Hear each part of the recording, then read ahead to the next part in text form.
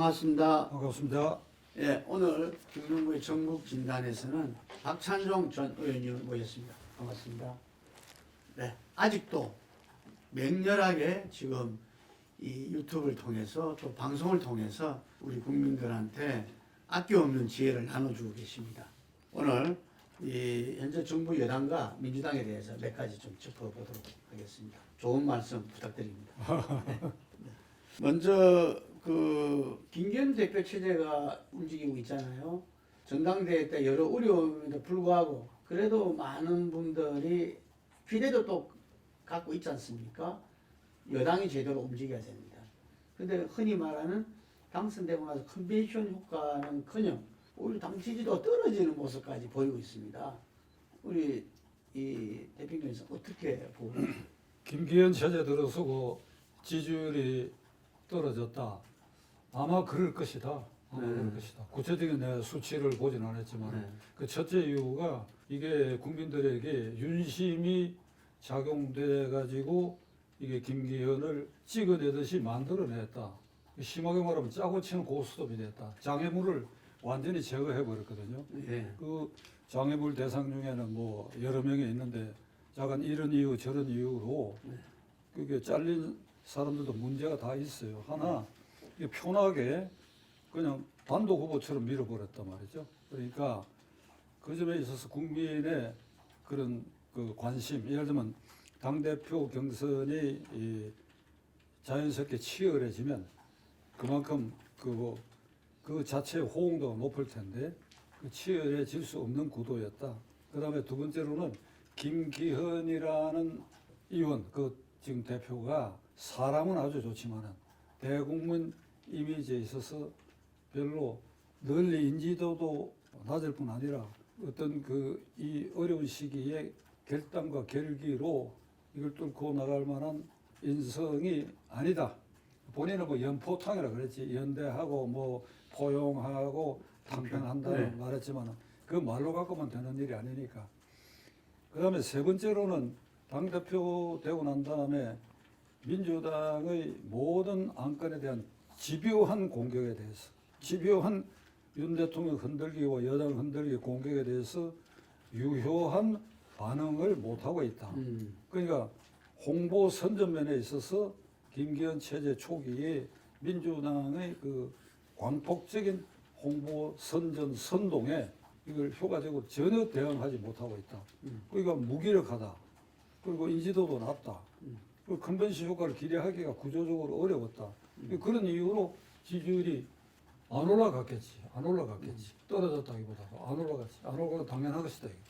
제가 볼 때는 지금 국민의힘 그 윤석열 정부까지도 포함한 정부 여당이 정치가 복원돼야 된다고 저는 봅니다. 왜냐하면은 이 좀 전에 말씀하셨지만 그 여당 당대표를 뽑는 전당대에서 이 앞에 말하자면 돌멩이를 다 치운 거잖아요. 돌멩이를 다 치웠는데 그것이 너무 방식이 거칠었다.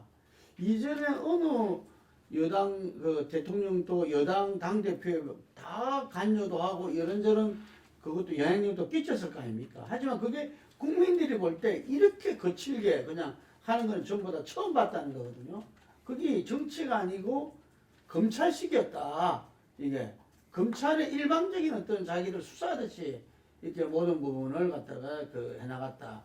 이게 복원되지 않으면은 윤석열 정부도 그렇고 여당은 앞길이 깝깝할 수밖에 없다. 이렇게 하는 이야기가 많습니다. 그러니까 윤석열 대통령의 스타일은 이제 지도자로서는 크게 결단하는 능력은 역대 어느 지도자에 못지않게 나는 있다고 봅니다. 그런데 세심성이 부족하다 이게. 지도자는 소심해도 안 되지만은 절대 소심하면 안 됩니다. 그 점에서 윤 대통령은 소심하지 않지요. 이거 천성이 원래 넉넉한데 세심하지 않다. 그러니까 지금 김 대표 말씀대로 검사 체질 같은 게 그게 아직 씻겨지지 않았다. 검사는 질문하는 직업이거든. 질문. 그러니까 피의자나 참고인에게 그날 누구를 만났소, 술을 같이 먹었소, 어떤 대화를 나누었소, 돈 봉투를 받아서 어제 말하고 오늘 말하고 왜 틀려요? 이렇게 묻는 것만 하니까. 예. 그럼 그 당사자가 검사님은 왜 저한테 따집니까? 하고 말을 못 하거든. 말을 못 하다가. 그러니까 그런 걸로 이 평생을 지내오다가 바로 대통령이 되어버렸단 말이야. 지금은 많이 희석되긴 했지만은 그러니까 욱 하는 게 좀 있는 것 같아요. 무슨 소리야? 이런 거 있는 게 저는 유승민, 이준석을 뭐 자른다 이런 것은 현재의 국민의힘당 체질에 맞지 않는 사람들이야. 3월 9일 대통령 선거에 그 친구들은 전범 해결을 했거든. 그 유승민의 경우는 내가 되면 되는 것이니까 내가. 그리고 윤석열이 떨어뜨려도 된다. 이런 생각으로 계속 내부 총질을 했고 문재인 대통령과 이재명 후보에 대해서는 공격한 일이 한 번 없어. 최근에 뭐 한마디 했더라고. 이준석도 마찬가지고 저게 내가 왜 저기 철부지야. 그러니까 뭐 그건 뭐 일단 뭐랄까 제거되었다 할까 그런데 예를 들면 나경원 전 대표를 경선 과정에 탈락시키는 것은 지금 김 대표 말대로 굉장히 거칠게 해버렸어. 예. 거칠게 한 데는 나경원 측에도 문제가 있지. 그러니까 저출산 고령화 대책 부위원장 실제로 책임자지. 그 다음에 기후 변화 대사 이걸 맡겼으면 그걸 갖고 아마 용산 측에서는 대표 안 나오기를 바랐던 것 같아. 그런데 그렇다 하더라도 내가 하겠다 하면 그만인데 어떤 실수를 했는가 하니까 저출산 고령화 대책이라고 하는 그 위원회가 있어요. 그럼 위원회 아무도 소집 안 하고 불쑥 기자회견으로 헝가리식 신혼부부에게 예를 들면 3천만 원 대출을 해주고 애 낳는 수대로 1,000만 원씩 탕감해주는 안을 불쑥 내었단 말이죠. 그러니까 이거는 저출산 대책의 100가지 대책의 한 가지로 검토해 볼 수 있는 사안이지 저출산 대책 책임자가 불쑥 기자회견으로 이게 던진 것은 자기 존재를 알리기 위해서 던진 것밖에 안 되고 그걸 뭐그 정책 실무 집행을 맡겼더니 이런 걸 하니까 용산에서는 아마 빨끈했을 거예요. 그게. 그런데 그거를 이 사의를 표명한 걸 아니다. 이게 윤 핵관들이 이 사태를 대통령에게 과잉 보고를 했다. 이렇게 되니까 용산서 무슨 소리 하느냐? 너는 해임이다 이래버렸거든. 사의 표명했을 때 사의 받아들이겠습니다. 이렇게 넘어갈 수도 있는 일인데 거기에 이 엄청 지지율이 떨어지는 요인이 있고 나경원 의원의 실책이나 실수에 대해서는 언급하는 사람이 없거든. 그러니까 고스란히 대통령에게 마이너스를 갔다. 이게 뭔가 하면 세심성의 부족이다. 그리고 이런 것을 측근 참모들이 잘 보좌해야 되는데 안 하고 있다. 그러니까 앞으로도 계속 걱정이지. 앞으로도 계속 걱정이. 그 요소, 윤 대통령의 스타일이 주는 그 요소가 앞으로도 계속 걱정이다. 그 국힘에 지금 초선 의원 50명이 연판장을 썼잖아요. 당시에 나경원 의원한테. 그래서 그분들이 아마 어떤 사람들은 공천에 대한 압박 속에서 전부 다 나설 수밖에 없을 것이다. 이런 말을 했는데 저는 우리 정치를 쭉 보면은 어떻게 그게 그분들한테는 꼭 긍정적이 아니라 부정적으로도 얼마든지 부메랑으로서 올 수 있다고 생각하거든요. 희화되고 있어요. 초선 의원들 50명이 한꺼번에 나경원 의원에 대해서 연반장을 섰던 일이 그 내부에 무슨 사정인지는 몰라도 일반 국민의 보편적인 상식으로 보면 시켜서 한 것이지. 예. 그러니까 그런 게 다 마이너스 요인이죠. 그러니까요. 예. 50명이 떼거리로 왜 그 결과가 나오도록 만일 그런 움직임이 있어도 막아야 했을 것이다 이거야. 움직임이 있는 동안에 뭐 5분 만에 모여가 10분 만에 발표한 건 아닐 거 아니에요? 하루 이틀 걸렸을 거 아니에요? 그 뭐 원내에 귀를 대고 있으면 어떤 움직임이 있다 하는 거 알았으면 그건 그렇게 하면 안 된다고 해야 할 일을 그렇게 했으니까 시켰다고 보는 것이지.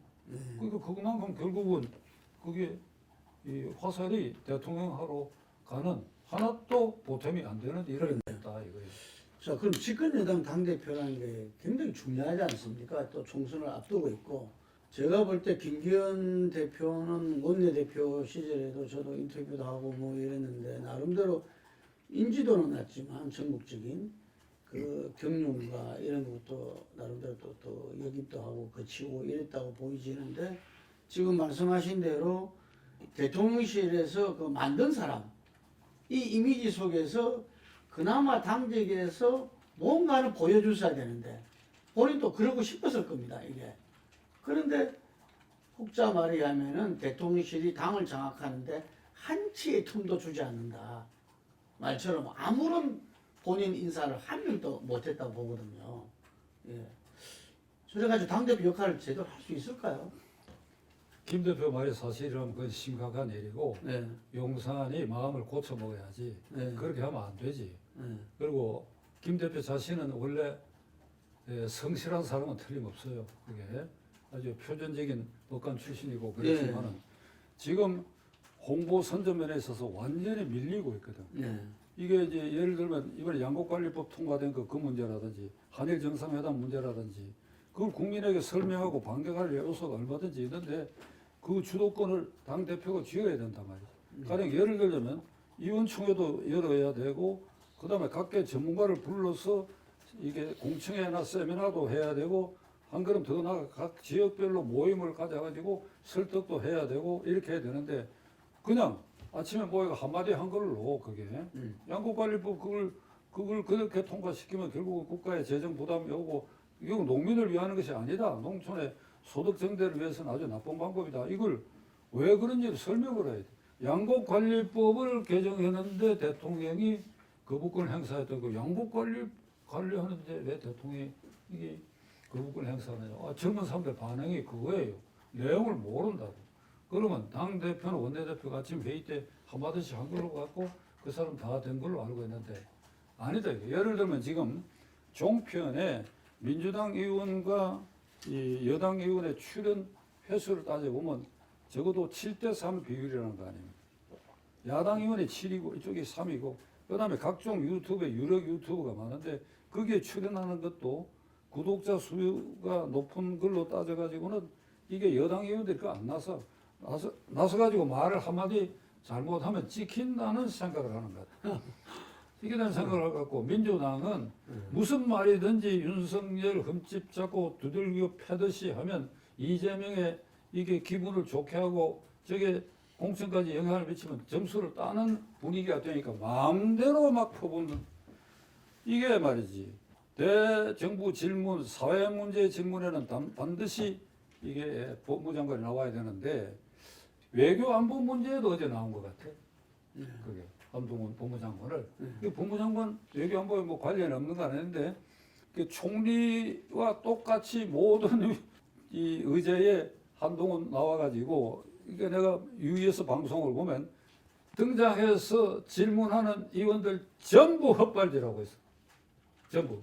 그 헛발질 하는데도 불구하고 계속 나오는 이유가 그게 다 이재명 대표 체제 아래서 민주당 의원들이 분위기에 싸우는 걸 보여야 되니까. 말문이 막히면 박용진 의원이 어젠가 보니까 말문이 막히니까 아니 내가 지금 질문하고 있는데 당신 나한테 질문하게 이러더라고. 아니 의원님 질문에 예를 들어서 말이 안 되는 게 있으니까 그걸 내가 물어보는 거라고 이렇게 나와버리니까 이게 뭐 완전히 판정패가 되는 것이지. 김회재 민주당 의원 저기 여수 출신 고검장을 한 검사 출신인데 그러니까 이제 금수관방의 시행령을 가지고 모법에 우선하는 시행령 독재를 한다 이래버렸단 말이야.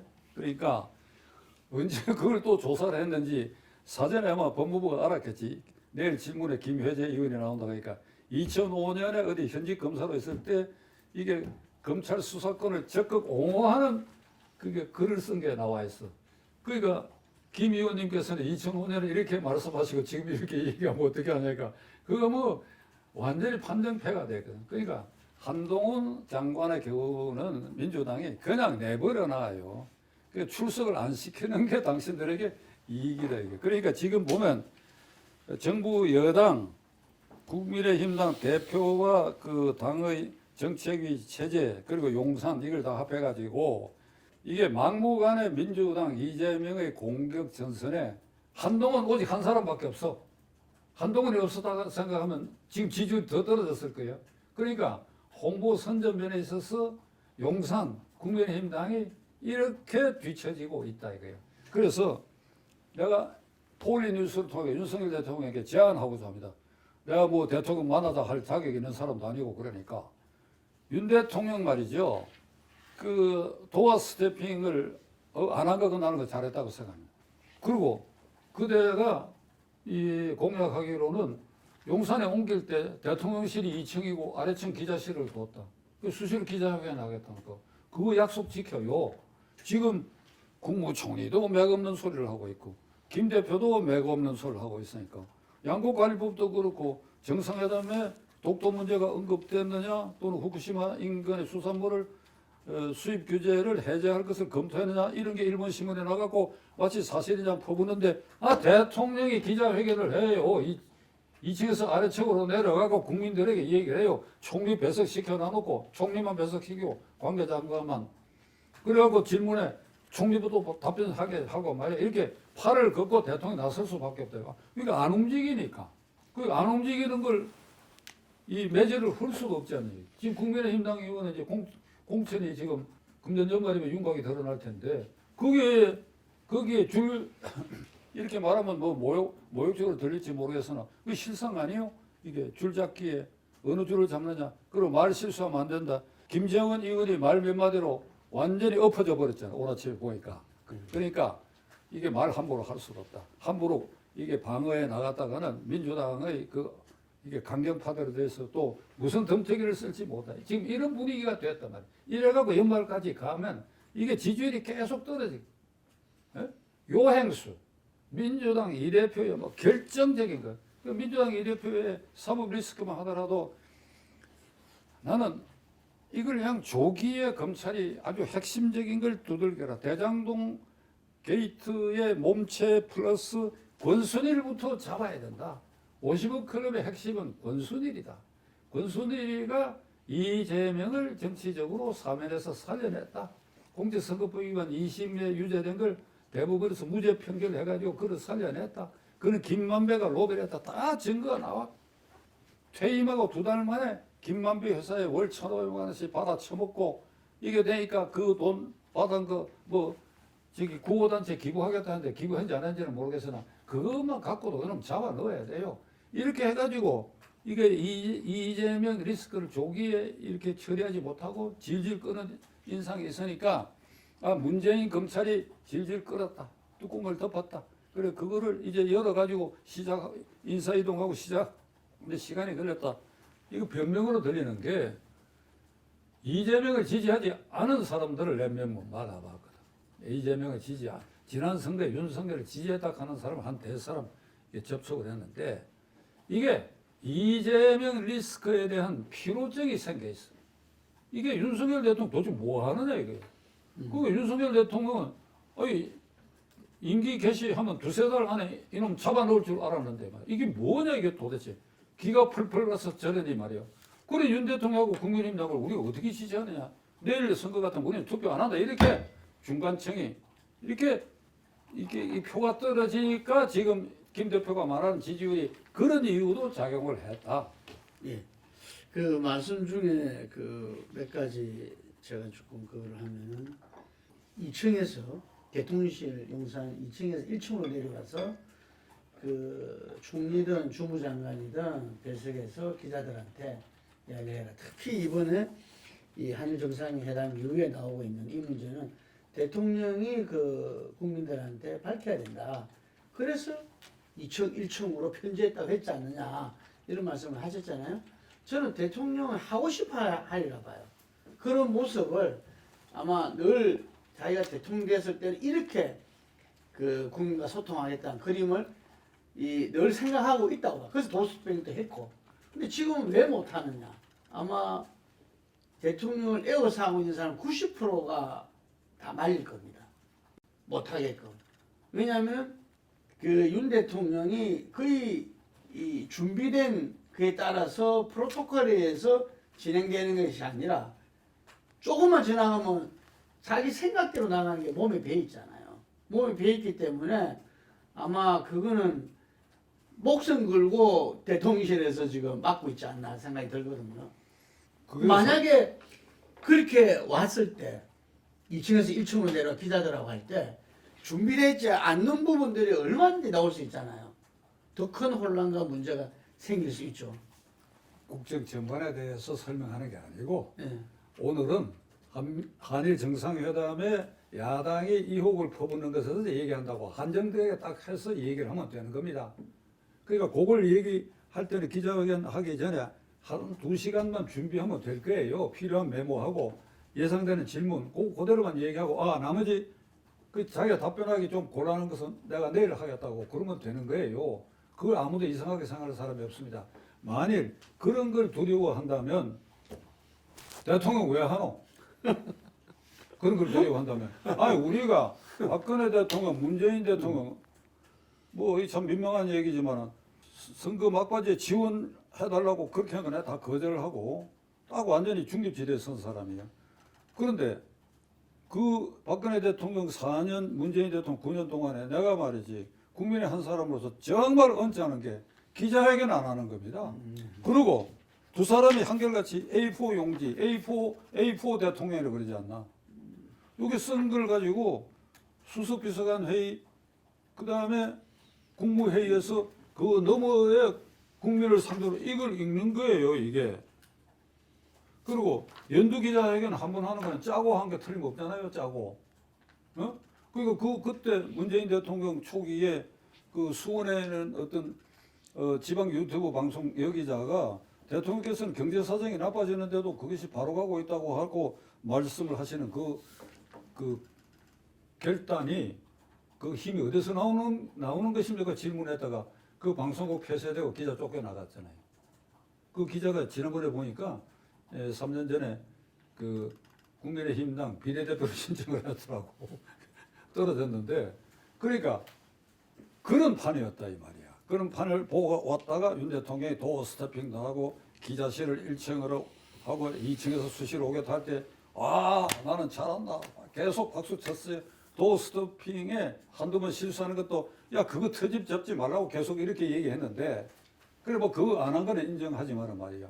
그다음에 2층에서 아래층 전혀 안 내려오고 했잖아요.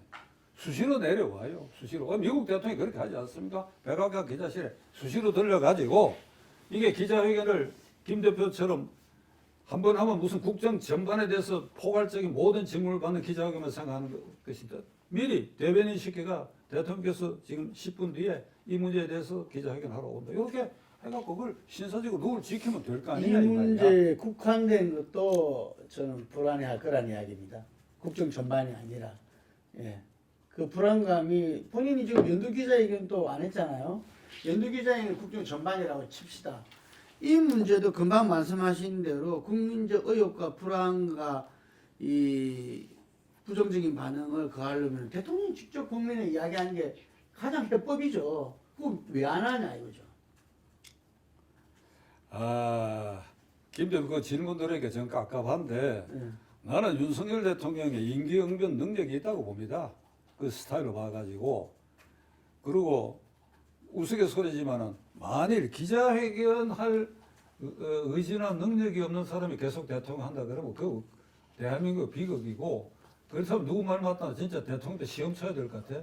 시험 쳐서 합격시켜서 그 중에서 우리가 고르든지 해야지. 그렇게 해야 될 거 아니에요. 근데 윤 대통령은 나는 할 수 있다고 봅니다. 실수하면 어떻습니까?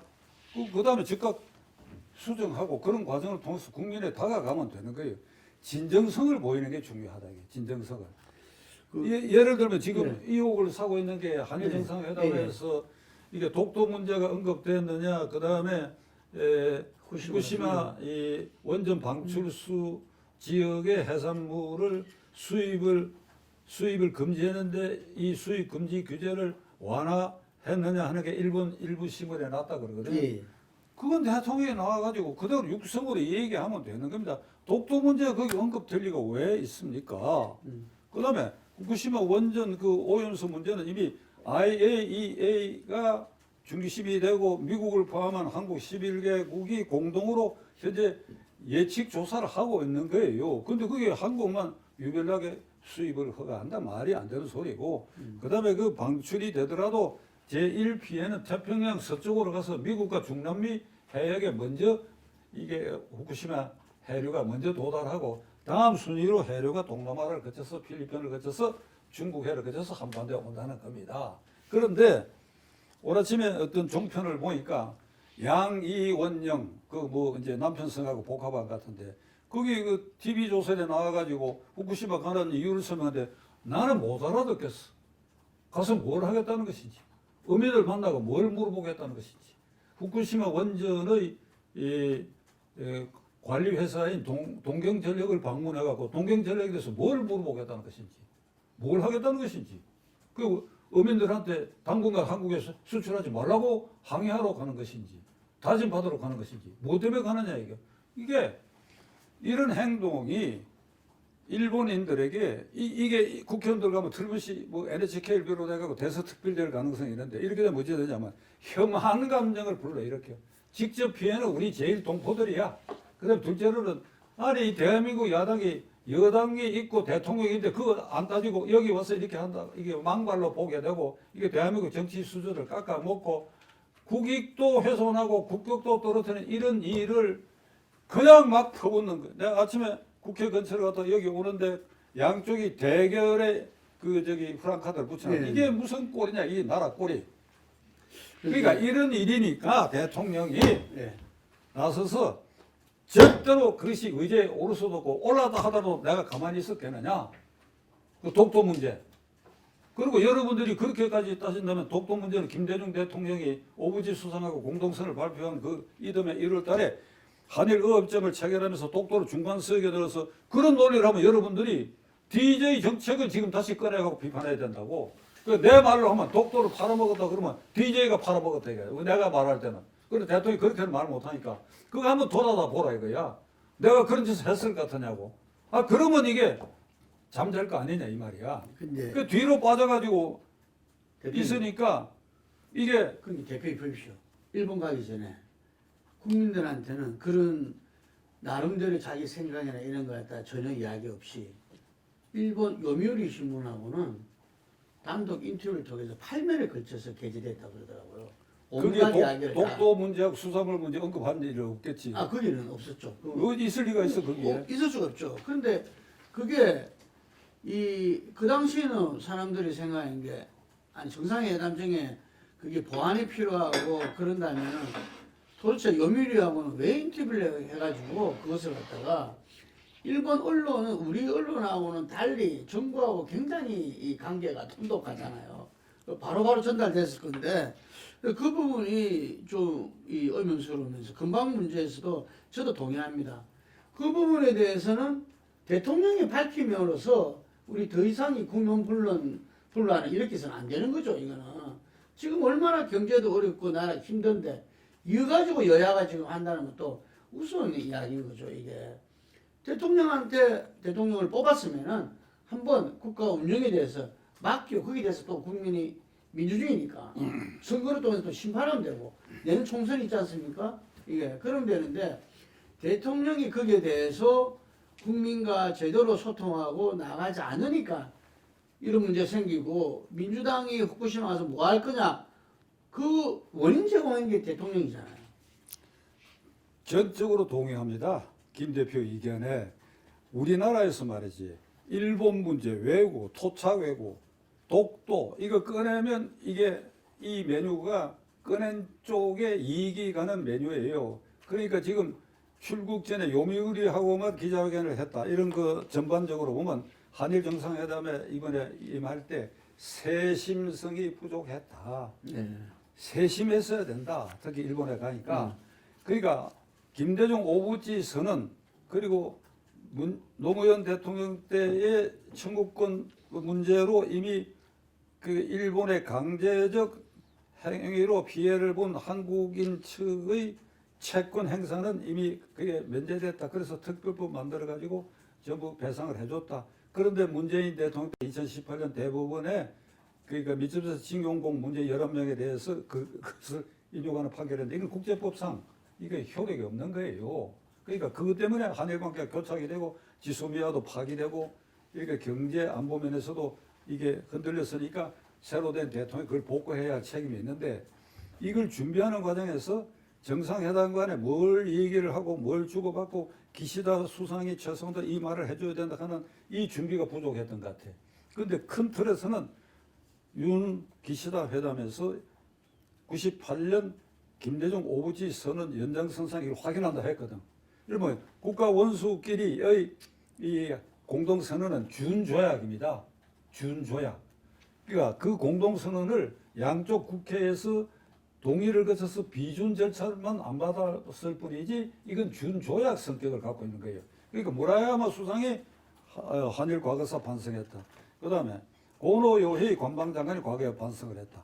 이거하고 달리 김대중 오부지 선언 여기에 한일 관계 이 반성문이 들어가 있거든. 거기에 보면 오부지 수상이 한때 일본이 이 한국에 대한 식민 지배로 말할 수 없는 고통과 피해를 준 데 대해서 통절한 심정으로 마음으로부터 진실되게 사죄한다. 사죄.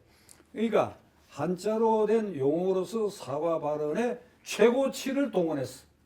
그게 11개 항목인데 이에 대하여 김대중 대통령께서는 그 진심을 겸허하게 받아들인다. 이렇게 해놨단 말이야. 그러면 그 뒤에 일본 국회의원 이 짭새 쥐새끼 같은 놈들이 자꾸 과거사 문제를 가지고 이렇게 긁어대니까 그때마다 우리가 죽창 들자 그때마다 우리가 대통령은 매일 그러면 반성 사과를 요구해야 되나? 그러니까 일본도 극우파가 있고 국회의원들에게 원래 표를 먹고 살다 보니까 이놈들이 그러니까 혐한 발언을 하는 거예요. 우리는 안 합니까? 그러니까 그 큰 틀에서 이걸 확인했다. 이건 잘한 일이에요. 잘한 일. 지소미아 복원해야지요. 지금. 그거는 김진표 국회의장도 얘기했던. 민주당 출신의 김진표 국회의장이 뭐라고 얘기했느냐. 아니 이 북한의 이 극단적인 이 핵 위협에 대해서 이걸 차단하기 위해서는 한일 간의 지소미아 등 복원이 시급하다 그랬고 이번에 헌정회장 된 정대철 상임고문은 뭐라고 얘기했냐. 윤 대통령 한일 중에 제일 잘한 게 한일 정상화라고 얘기를 했고 뭐 문희상 그다음에 뭐 유인태 이런 사람들도 다 그런 얘기 했거든. 그러니까 현역 국회의원이 국회의장을 빼고 현역 국회의원 아닌 사람들 이걸 제대로 보고 있는 거예요. 그런데 이걸 이제 좀 세심하게 야 기시다 당신은 말이야 윤 대통령이 이렇게 얘기하면 화답을 이렇게 하라. 이걸 다 사전에 이게 맞춰야 되는데 그걸 내가 안 한 것 같고 그 다음에 이 기시다 이 친구 말이야 내가 한국 국민의 한 사람으로서 이놈 좀 이 사람 좀 비판을 해야 되겠는데 요게 약돌이야. 가만히 보니까 관상도 그렇고 아주 야가 빠진 녀석이야. 에? 그러니까 이제 김대중 오부지 선언 개성한다고 그거 이상 또 뭘 얘기했어. 또 지 입으로 사과한다 통변이 뭐 그런다 이 또 할 필요가 없지. 그런데 슬며시 NHK에 이게 뭐 오염수 문제 그다음 독도 문제가 언급된 듯이 얘기를 해갖고 그 일본 언론에 나오게 했단 말이야. 이놈이 말이야. 몸자 붙일 수밖에 없지. 그 간방 그러니까 부장관도 이놈이 그놈 이 기시다는 이놈이 이 일 때문에 지지율이 올라가고 말이야. 윤 대통령 지지율 떨어뜨리게 하고 이게 무슨 꼴이냐 이 말이야 이놈들이. 그러니까 그걸 이제 기시다에게 우리가 화를 낼 수가 없지. 그러니까 윤 대통령 쪽에서 외교 안보 라인에 이게 세심성이 부족했다. 세심성. 이거 완전히 세심성 부족했던 것이지요. 그렇지 않습니까? 그래서 경질됐다고 좀 봐야 되겠네요. 자, 그러면은 우리가 어렵게 모셨으니까요. 금방 이야기 큰 틀에서 제가 이제 제목을 뽑자면은 윤 대통령 2층에서 1층으로 내려오라. 뭐 이렇게 뽑을 수 있겠어요. 기자회견을 통해서 국민들한테 직접 밝히라 이런 이야기인데. 밝히라 한 거 아니라 설명을 해도 설명. 밝히라 설명. 일이 꼬여 있으니까 나는 지금이라도 내일 말이야. 홀리뉴스 이 용산에서 보고 대통령한테 건의하길 바랍니다. 내일 기자실에 쪽으로 내려가고 이 문제 말이야. 독토 문제, 저기 후쿠시다 오염수 문제 그거 얘기해라 그거. 그다음에 양곡관리법 이것도 대통령이 한 번 더 얘기하라 이거야.